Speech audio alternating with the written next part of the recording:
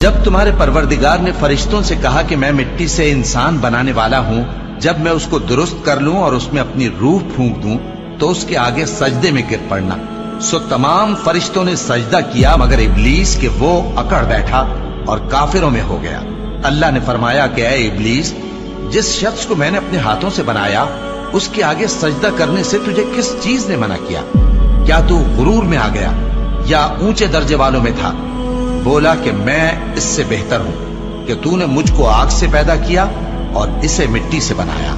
فرمایا بس یہاں سے نکل جا، تو مردود ہے اور تجھ پر قیامت کے دن تک میری لعنت پڑتی رہے گی۔ کہنے لگا کہ میرے پروردگار، اچھا تو مجھے اس روز تک کہ لوگ اٹھائے جائیں مہلت دے۔ فرمایا کہ تجھ کو مہلت دی جاتی ہے اس روز تک جس کا وقت مقرر ہے۔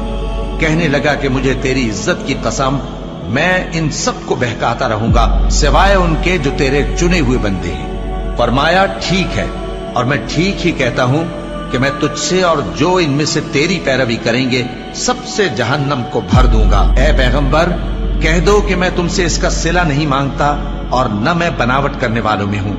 یہ قرآن تو اہل عالم کے لیے نصیحت ہے اور تم کو اس کا حال کچھ وقت کے بعد معلوم ہو جائے۔